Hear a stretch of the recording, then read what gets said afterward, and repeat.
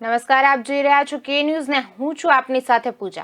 સમાચારની શરૂઆત કરીએ તે પહેલા નજર કરીએ હેડલાઇન્સ પર। ચીન લાઇન ઓફ એક્ચ્યુઅલ કંટ્રોલ એટલે કે LAC પર સૈનિકોની સંખ્યા વધારી રહ્યું છે, સાથે જ અહીં શસ્ત્રો પણ એકત્ર કરી રહ્યું છે।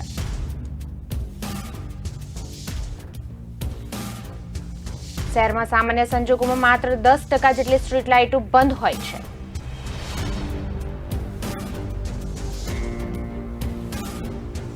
કોરોનાની મહામારીમાંથી રાજ્ય બહાર આવી રહ્યું છે અને જનજીવન સામાન્ય થઈ રહ્યું છે।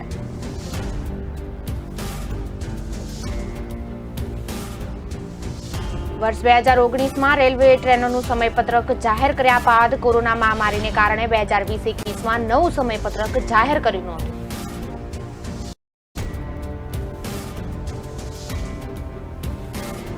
હાઈકોર્ટમાં સાબરમતી નદીના પ્રદૂષણ મામલે થયેલી અરજીને લઈ ગુજરાત હાઈકોર્ટે આજે લેખિતમાં મહત્વપૂર્ણ ઓર્ડર કર્યો છે।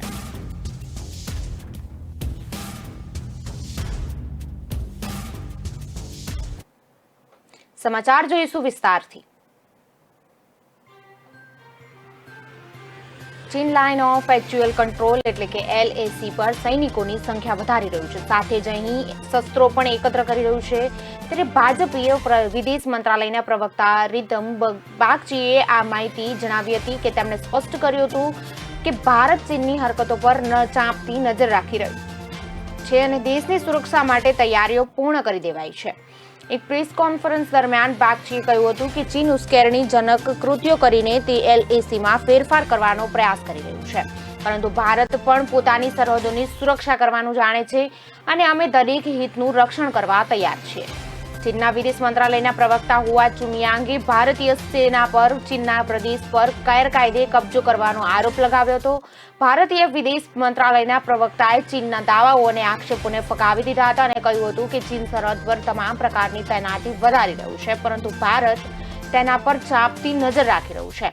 એક સવાલના જવાબમાં બાગચીએ કહ્યું હતું કે LAC પર અમે જે પણ તૈનાતી કરી છે તે ચીનના તૈયારીના જવાબમાં છે। જો તે બાજુથી કોઈ કાર્યવાહી થાય તો ભારતને અધિકાર છે કે તે તેનો જવાબ આપે। અમે ઈચ્છીએ છીએ કે ચીન લદ્દાખમાં પહેલાથી પણ ઉકેલાયેલા મુદ્દાઓને વાતચીત દ્વારા ઉકેલે। બાગચીએ કહ્યું, આ મહિને તજાકિસ્તાનથી રાજધાની દુઆમચેમાં અમારા વિદેશ મંત્રી જયશંકર ચીનના વિદેશ મંત્રી વાંગ yીને કહ્યું હતું કે બંને દેશોએ પણ ઉકેલાયેલા મુદ્દાઓને ઉકેલવા માટે વાતચીત કરવી જોઈએ। આ માટે અગાઉના કચરો અને પ્રોટોકોલને ધ્યાનમાં લેવા જોઈએ।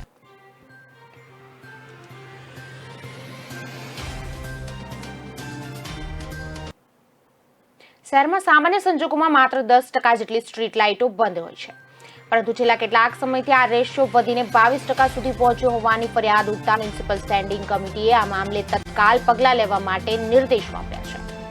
શહેરમાં વરસાદી માહોલ સહિત અન્ય કારણોસર અનેક સ્ટ્રીટ લાઇટો બંધ હોવાની ફરિયાદો સામે આવી રહી છે, ત્યારે આ મામલે સ્ટેન્ડિંગ કમિટીની બેઠકમાં ચર્ચા છેડાઈ હતી। નોંધનીય છે કે મ્યુનિસિપલ સ્ટેન્ડિંગ કમિટીમાં એવી પણ સ્પષ્ટતા કરવામાં આવી હતી કે સ્ટ્રીટ લાઇટો ચાલુ છે કે બંધ છે તે જોવા માટે વાયરમેન સતત પોતાના ફિલ્ડમાં ફરતા હોય છે। ત્યારે તેમના દ્વારા જે સ્ટ્રીટ લાઇટો બંધ બાબતે ફરિયાદ કરવામાં આવે તે ફરિયાદને ધ્યાને લેવામાં આવે તેમજ આ ફરિયાદને સત્વરે ધ્યાન પર લઈને યોગ્ય પગલાં લેવા માટે આદેશો આપ્યા હતા। નોંધનીય છે કે સામાન્ય સંજોગોમાં જ્યાં શહેરોમાં 90% સ્ટ્રીટ લાઇટ ચાલુ હાલતમાં હોય છે ત્યાં અત્યારે 78 થી 80% લાઇટો ચાલુ હોવાનું મ્યુનિસિપલ તંત્ર જ સત્તાવાર રીતે સ્વીકારે છે। સ્વચ્છ ભારત મિશન અંતર્ગત હવે શહેરોને કચરા મુક્ત અને પાણીની ઉપલબ્ધતામાં સુરક્ષિત બનાવવાનો લક્ષ્યાંક નક્કી કરવામાં આવ્યો છે। આ માટે મ્યુનિસિપલ કમિશનરને આ મુદ્દે MOU કરવાની સ્ટેન્ડિંગ કમિટીને સત્તા આપી છે। કેન્દ્રીય સરકારના સ્વચ્છ ભારત મિશન 2 હેઠળ ચોક્કસ ઉદ્દેશ નક્કી કરવામાં આવ્યા છે। આત્મનિર્ભર ભારત માટે હવે વોટર સિક્યોર માટે પણ પગલાં લેવાશે, જેમાં તમામ મકાનને નળથી પાણી આપવામાં આવશે। આ પાણીનો પુનઃ ઉપયોગ થાય તેવી વ્યવસ્થા ગોઠવવાની બાબતને પ્રાથમિકતા આપવામાં આવશે, જેમાં પાણીનો ઉપયોગ નિયંત્રિત કરવો, રિસાયકલને પ્રાધાન્ય આપવામાં આવશે તથા રેઇન વોટર હાર્વેસ્ટિંગ પણ પ્રાધાન્ય આપશે। ત્યારે કચરામાં પણ તેને અલગ કરીને તેમાંથી PPP ધોરણે ગેસ ઉત્પાદન સહિતના યોગ્ય પગલાં લેવા સૂચના અપાઈ છે।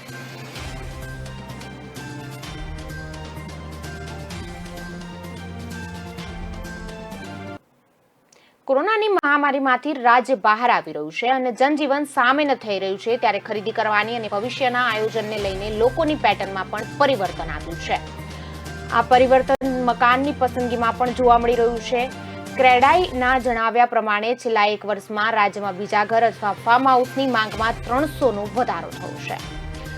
સુરત, અમદાવાદ, રાજકોટ કે વડોદરા ઉપરાંત હવે ગાંધીનગર, હિંમતનગર તથા મહેસાણામાં પણ ફાર્મ હાઉસની માંગમાં વધારો થયો છે. માંગ વધવાથી ભાવ પણ વધ્યા છે. અમદાવાદના રાંચરડા અને સિલજ વિસ્તારમાં 40% સુધી માંગ વધી છે. 1 વર્ષ પહેલા સુધી અપર મિડલ ક્લાસ તથા સમૃદ્ધ લોકોમાં ફાર્મ હાઉસ રાખવાનું ચલણ હતું, પણ હવે મિડલ ક્લાસ પણ વધારાનું મકાન લેવાનું પસંદ કરે છે. લોકોની માંગમાં સતત વધારો થવાને કારણે પ્રીમિયમ ફાર્મ હાઉસના ભાવમાં વધારો થયો છે. અગાઉ પ્રતિ ચોરસ ફૂટ 11,000 રૂપિયાનો ભાવ હવે વધીને 16,000 રૂપિયા થઈ ગયો છે. પ્રતિ ચોરસ ફૂટ 14,000 રૂપિયા ભાવના મકાનોના ભાવ હવે 28,000 રૂપિયા પ્રતિ ચોરસ ફૂટ થઈ ગયા છે.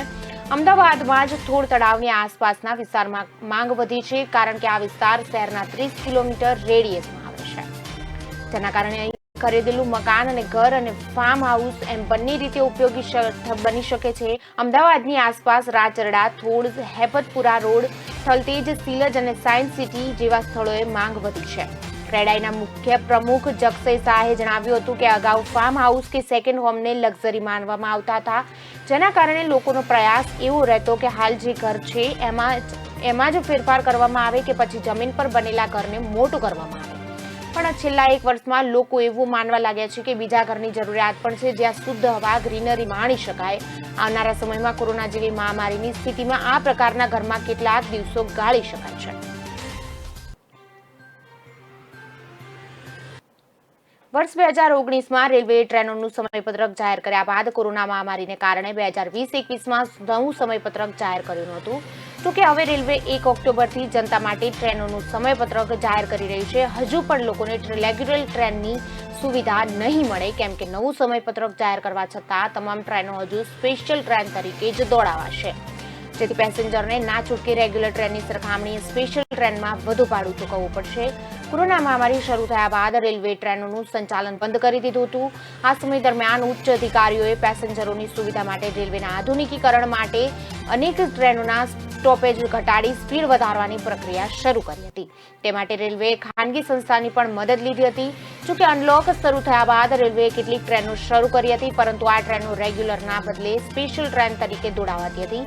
તબક્કાવાર ટ્રેનો શરૂ કરાતા હાલ 85%થી વધુ ટ્રેનો શરૂ કરી દેવાય છે, જ્યારે કેટલીક મેમુ અને ડેમુ અને લોકલ ટ્રેનો પણ શરૂ કરાઈ છે, પરંતુ તમામ ટ્રેનો સ્પેશિયલ ટ્રેન તરીકે દોડાવાઈ રહી છે. મેલ એક્સપ્રેસ ટ્રેનોમાં 5થી 25% સુધીનું વધુ ભાડું વસૂલવાની સાથે શરૂ કરેલી મેમુ અને ડેમુ લોકલ ટ્રેનોમાં લોકલને બદલે મેલ એક્સપ્રેસનું ભાડું વસૂલાઈ રહ્યું છે. હાઈકોર્ટમાં સાબરમતી નદીના પ્રદૂષણ મામલે થયેલી અરજીને લઈ ગુજરાત હાઈકોર્ટે આજે લેખિતમાં મહત્વપૂર્ણ ઓર્ડર કર્યો છે. 23મી સપ્ટેમ્બરે જાહેર હિતની અરજી લઈને સુનાવણી પૂર્ણ થઈ હતી અને કોર્ટે મહત્વના નિર્દેશ કર્યા હતા, જે બાદ આજે મહત્વપૂર્ણ વિગતવાર ઓર્ડર કર્યો છે. આ ઓર્ડરમાં ગુજરાત હાઈકોર્ટે જીઆઈડીસીને પણ સાબરમતી નદી પ્રદૂષણ મામલે પક્ષકાર બનાવવા માટે આદેશ કર્યો છે. સાથે જળાશયોને સાચવવાની જવાબદારી તંત્ર સાથે નાગરિકોની પણ ગણાવી છે. હાઈકોર્ટે પોતાના આદેશોમાં એ વાતનો ઉલ્લેખ પણ કર્યો છે કે આપણા જળાશયોને સાચવવાની જવાબદારી પ્રશાસનની સાથે સાથે નાગરિકોની પણ છે. ગુજરાતની પ્રત્યેક નદીઓમાં પ્રદૂષણ રોકવાની જવાબદારી આપણી સૌની છે. જળાશયો અને નદીઓની જાળવણી એ આપણી માટે જરૂરી છે. એનાથી આપણું અસ્તિત્વ છે, તેથી તેનું જતન થવું જોઈએ. દુર્લક્ષ સેવવાના કારણે આજે આ પ્રકારની એમાલિંગ સ્થિતિ ઉદ્ભવી છે. હાઈકોર્ટે સુનાવણી દરમિયાન સાબરમતી નદી મામલે ગઠિત કરેલી જોઈન્ટ ટાસ્ક ફોર્સ દ્વારા જે મુદ્દાઓ સૂચવવામાં આવ્યા છે, જેનો હાઈકોર્ટના આદેશમાં સમાવેશ કર્યો છે. હાંસોલથી વૌઠા સુધી સાબરમતી નદીની જવાબદારી ટાસ્ક ફોર્સ સંભાળશે, જે માટે ટાસ્ક ફોર્સ પહેલા અને બીજા અઠવાડિયે વરસાદ બાદ મુલાકાત કરશે. સાબરમતી નદી મામલે અમદાવાદ મ્યુનિસિપલ કોર્પોરેશનની જવાબદારી પણ નક્કી કરાઈ છે, જેમાં ઔદ્યોગિક જે એકમો ગેરકાયદેસર પ્રદૂષણ ફેલાવે છે તેમને રોકવા અને યોગ્ય કાર્યવાહી કરવા આદેશ કરવામાં આવ્યો છે. અમદાવાદ મ્યુનિસિપલ કોર્પોરેશન દ્વારા સમયાંતરે પીએચ માપવાની કામગીરી કરવાની રહેશે અને 1 મહિનામાં એએમસી દ્વારા બધા જ એવા ડિસ્ચાર્જ થતી જગ્યાઓને ઓળખવા માટે કહ્યું છે.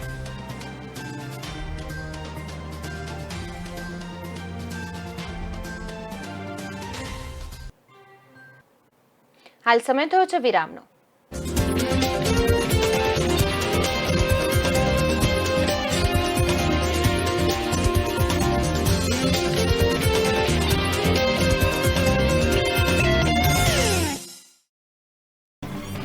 પ્રાણ પ્રશ્નોને વાચા આપે છે કે ન્યૂઝ. વાત ગામડાની હોય કે ખેડૂતના ખેતરની, કૃષિ બજારની હોય કે મોંઘવારીના માર્ગની, મહિલાની મૂંઝવણ હોય કે નાના વેપારીના મનની ગૂંચવણ, વિદ્યાર્થીની વાત, પ્રજાને મૂંઝવતી તમામ વાત એટલે જનતાની વાત.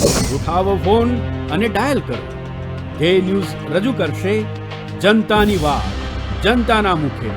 દર રવિવારે સાંજે 7:30 થી 9:30 મેરેથોન માહિતી રજૂ કરતો ફોન ઇન કાર્યક્રમ જનતાની વાત.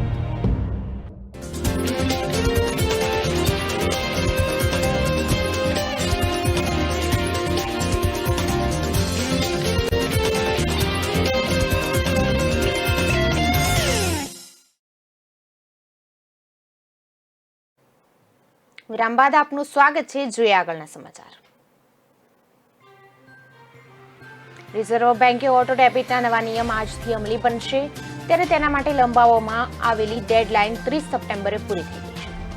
આ સાથે જ હવે રિચાર્જ અને યુટિલિટી બિલ સહિત કોઈપણ પ્રકારના ઓટોમેટિક રિકરિંગ પેમેન્ટમાં એડિશનલ ફેક્ટર ઓફ ઓથેન્ટિકેશન ફરજિયાત બનશે. રિઝર્વ બેન્કે 4 ડિસેમ્બરના રોજ આરઆરબી, એનએફસી અને પેમેન્ટ ગેટવે પર પ્રીપેડ પેમેન્ટ્સ ઇન્સ્ટ્રુમેન્ટ્સ તથા unified payments interface auto debit અંગેના નવા નિયમોનું 31 ડિસેમ્બર 2021 સુધી પાલન કરવું પડશે. જોકે પછી આ ડેડલાઇન 30 સપ્ટેમ્બર સુધી લંબાવાઈ હતી. તમામ ક્રેડિટ કાર્ડ કંપનીઓનો પણ સમાવેશ થાય છે, જ્યારે રિઝર્વ બેન્કે કાર્ડના વ્યવહારોની સલામતી વધારવા અને ગ્રાહકની સુરક્ષામાં વધારો કરવા માટે આ પગલાંની જાહેરાત કરી હતી. જોકે કેટલીક કંપનીઓ યુટિલિટી બિલ્સ, રિચાર્જ, ડીટીએચ અને ઓટીટી અંગે તૈયાર ન હોવા લીધે તેને આની સમય મર્યાદા 30 સપ્ટેમ્બર સુધી લંબાવી હતી. નવા ધારાધોરણો મુજબ બેંકોએ ગ્રાહકોને આ પ્રકારના બાકી પેમેન્ટ અને ટ્રાન્ઝેક્શન માટે જણાવવું પડશે.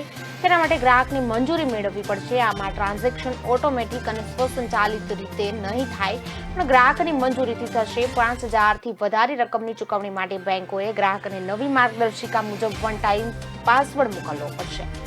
સ્ટેટ બેંક ઓફ ઇન્ડિયા સહિતની મોટાભાગની બેંકોએ તેમના ગ્રાહકોને નવા નિયમો અંગે જાણકારી આપી છે. ઓગસ્ટ 2019ના રોજ રિઝર્વ બેન્કે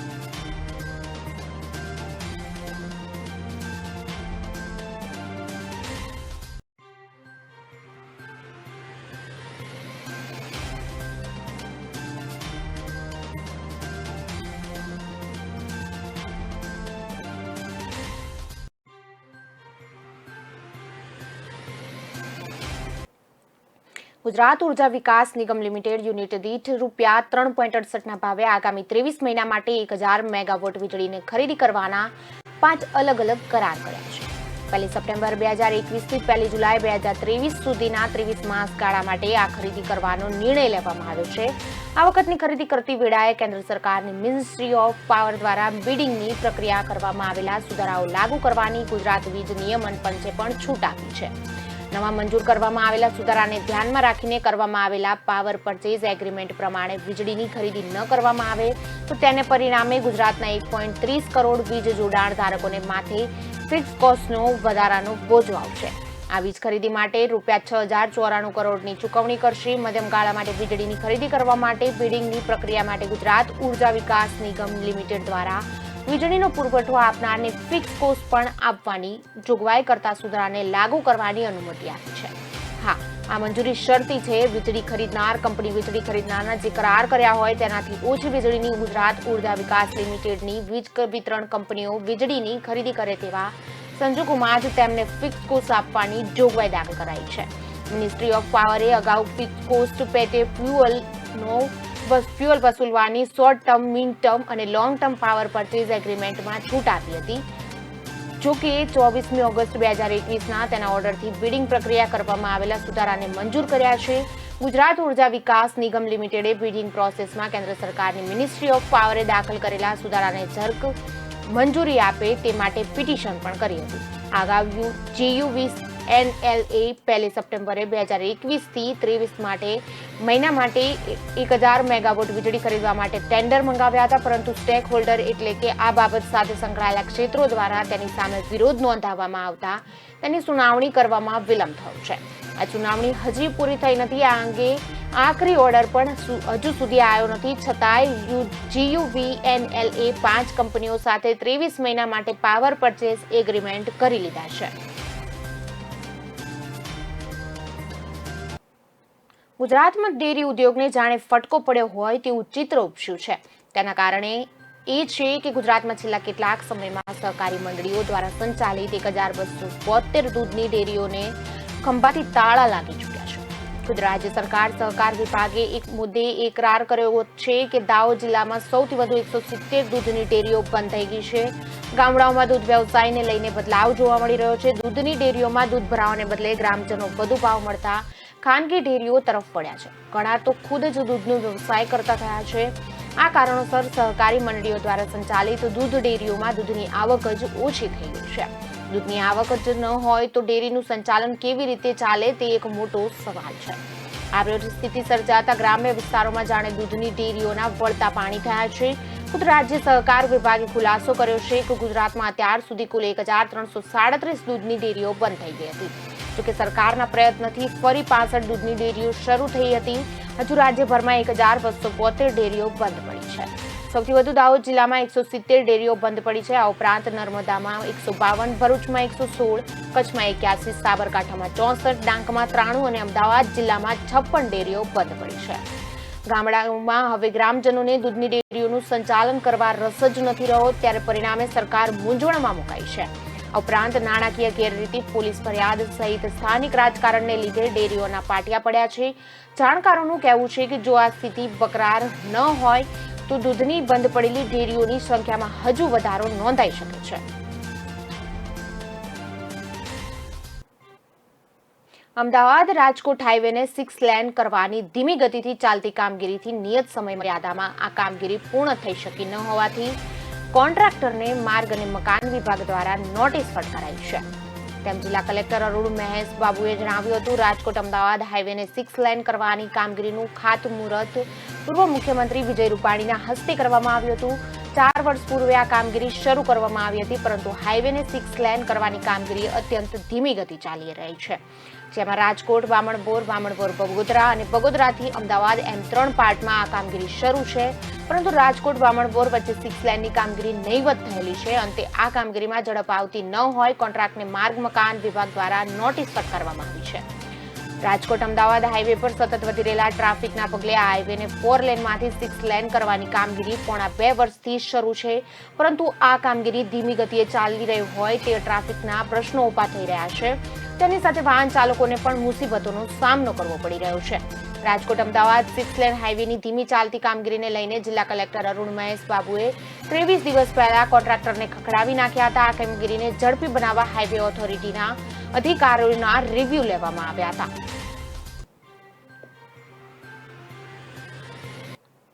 હાલ સમય થયો છે વિરામનો.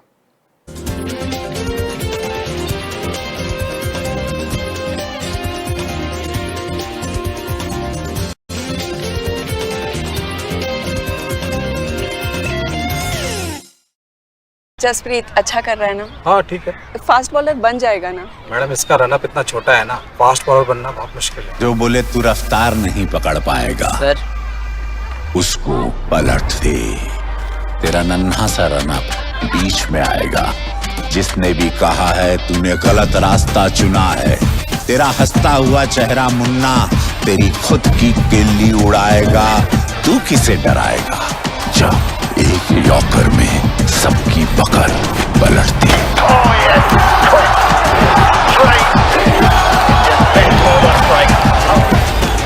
थम्स अप, तूफान वही जो सब पलट दे।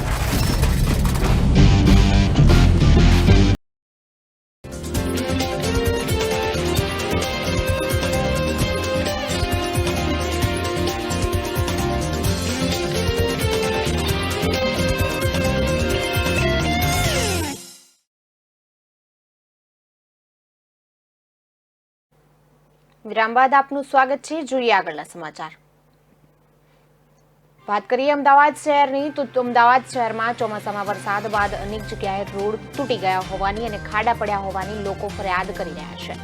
આજે મળેલી સ્ટેન્ડિંગ કમિટીમાં પણ કોર્પોરેટરોએ રોડ અને રસ્તા પરના ખાડાને લઈને અનેક ફરિયાદો કરી હતી.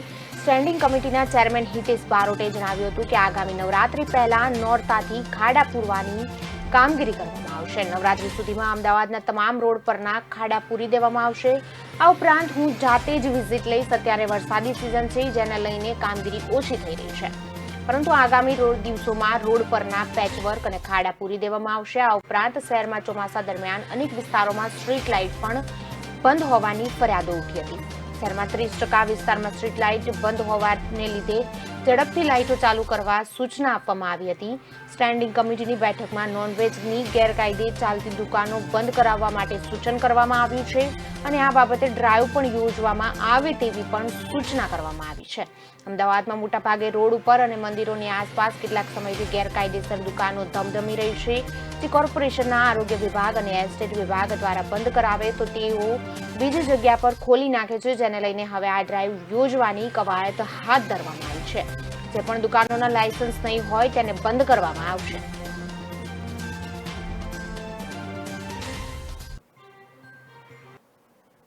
શહેરમાં સપ્ટેમ્બરમાં વરસાદે ધમધમાટ બોલાવતા રસ્તાઓનું નિકંદન વળી ગયું છે. લગભગ આખા શહેરમાં માર્ગોની હાલત બદતર બની ગઈ છે. ત્યારે વ્યાપક ફરિયાદો મળતા રાજ્યના માર્ગ અને મકાન મંત્રાલયે પાલિકાઓ પાસે માહિતી માંગી હતી, જેમાં સુરત પાલિકાએ કરેલા સર્વે મુજબ 60 કિલોમીટર જેટલા રોડ તૂટી ગયા છે. તેમાં 49 કિલોમીટર જેટલા નવા નક્કોર રોડ પર ખોદકામ કરી દેવાયું છે. પાલિકા વચ્ચે મરામત તો કરે છે, પણ વરસાદી ઝાપટા પડતા છેલ્લા 5 દિવસમાં જ 12.50 લાખનું પેચવર્ક ધોવાઈ ગયું છે. અધિકારીઓના જણાવ્યા પ્રમાણે હવે દશેરા પછી જ રિપેરિંગ કામ શરૂ થઈ શકશે. વરસાદમાં રોડ નિર્માણ, પેચવર્ક, ડામર પ્લાન્ટનું પ્રોડક્શન ચાલુ રાખવા શક્ય નથી.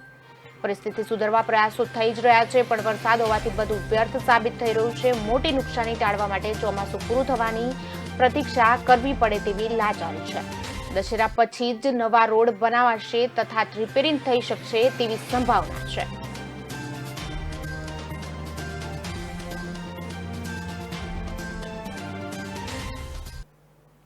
ઉપરવાસમાં વરસાદનું જોર ઘટતા ઉકાઈ ડેમમાં પાણીની આવક ઘટીને 1.53 લાખ ક્યુસેક થતા 1 લાખ ક્યુસેક પાણી છોડીને સપાટી 342.20 ફૂટ કરાઈ છે. ત્યારે આમ શહેરના માથેથી પૂરનું સંકટ હાલ પૂરતું ટળી ગયું છે. શહેરમાં ઉઘાડ નીકળતા નહીવત વરસાદ થયો હતો.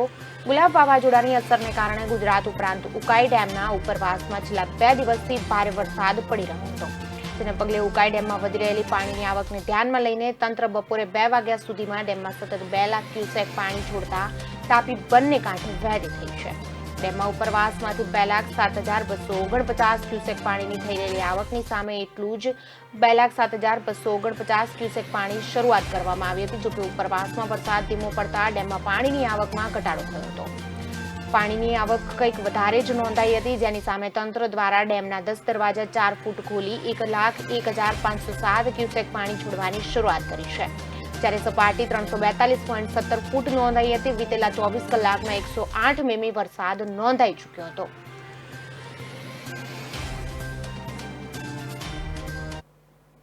સિવિલ હોસ્પિટલમાં ગ્રાઉન્ડ ફ્લોર પર આવેલા ડાયાલિસિસ વિભાગમાં વહેલી સવારે ફોલ સીલિંગ તૂટી પડ્યું હતું. સદનસીબે કોઈ દર્દી કે સ્ટાફ હાજર ન હોવાથી કોઈ ઈજા ન થઈ હતી. જોકે આ ઘટના બાદ ડાયાલિસિસ માટે દાખલ દર્દીઓ તેમજ સારવાર આપતા તબીબો સહિતના કર્મચારીઓ ભયભીત થઈ ગયા હતા. ગમે ત્યારે ફોલ સીલિંગનો અન્ય ભાગ તૂટી પડે તેવી શક્યતા હોય કર્મચારીઓ વોર્ડમાં કામગીરી કરતા પણ ડરી રહ્યા છે. નવી સિવિલ હોસ્પિટલ હવે જૂની અને જર્જરિત થઈ ગઈ છે. કોરોનાના પહેલા રાજ્યના આરોગ્ય વિભાગ દ્વારા જર્જરિત બિલ્ડિંગના રિનોવેશનની દરખાસ્ત મુલતવી રાખીને જર્જરિત બિલ્ડિંગ ઉતારી પાડી નવું બિલ્ડિંગ બનાવવાની વિચારણા ચાલી રહી હતી. જોકે કોરોનાના કારણે આ વિચારણા પર પણ પાણી ફરી વળ્યું છે અને જર્જરિત બિલ્ડિંગને રિનોવેશન કરવાની કામગીરી સોંપી દેવાઈ હતી. લાંબા સમયથી ધીમી ગતિએ રિનોવેશનની કામગીરી ચાલી રહી છે. ત્યારે અવારનવાર સિવિલ હોસ્પિટલના સ્લેબના પોપડા ખડી પડવાની ઘટનાઓ સામે આવી રહી છે.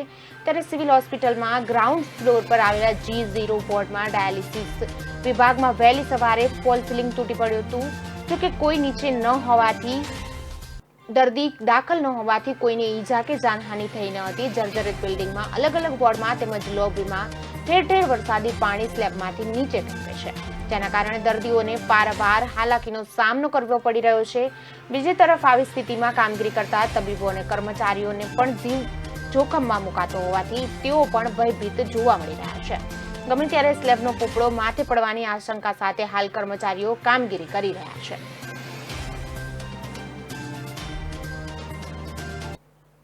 શહેરના કતાર ગામ વિસ્તારમાં હૃદય કંપાવી નાખે તેવી ઘટના સામે આવી છે, જેમાં આજે લક્ષ્મી રેસિડેન્સના 8મા માળેથી 2 વર્ષનું બાળક નીચે પટકાયું અને તેનું કરુણ મોત નીપજ્યું હતું.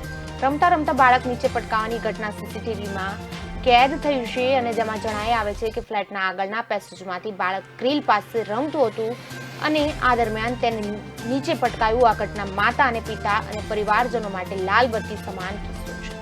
સુરતના કતાર ગામ વિસ્તારમાં આવેલી લક્ષ્મી રેસિડેન્સીના 8મા માળે ફ્લેટના પેસેજમાં એક બાળક રમી રહ્યો હતો. આ દરમિયાન તે ગ્રીલ પર ચડ્યો અને રમતા રમતા નીચે જોઈ રહ્યો હતો. તે દરમિયાન તેણે શારીરિક સંતુલન ગુમાવ્યું હતું અને તે નીચે પટકાયો હતો, જેમાં તેનું કરુણ મોત થયું હતું. સીસીટીવીમાં કેદ દ્રશ્યમાં બાળક જ્યારે પેસેજની ગ્રીલ પર પકડી ઉપર ચડી રમી રહ્યું હતું, એમાં કોઈ પરિવારજન નજીકમાં દેખાઈ રહ્યા નથી. મોટા ડ્રેમોવાળી ગ્રીલ બિલ્ડરોને પણ ન રાખવી જોઈએ અને આ પ્રકારની ગ્રીલ હોય તો ફ્લેટ લેતી વખતે જ માતા પિતાએ અન્ય નાની નાની ગ્રીલ ફિટ કરાવી દેવી જોઈએ, જેથી કરીને ત્યાંથી કોઈ વસ્તુ નીચે ના પડી જાય. સમગ્ર ઘટના પ્રકાશમાં આવતાની સાથે જ કતાર ગામ પોલીસે અકસ્માતે મોતનો ગુનો નોંધી તપાસ શરૂ કરી છે. હાલ બસ આટલું જ. વધુ સમાચારો માટે જોતા રહો કે ન્યૂઝ. નમસ્કાર.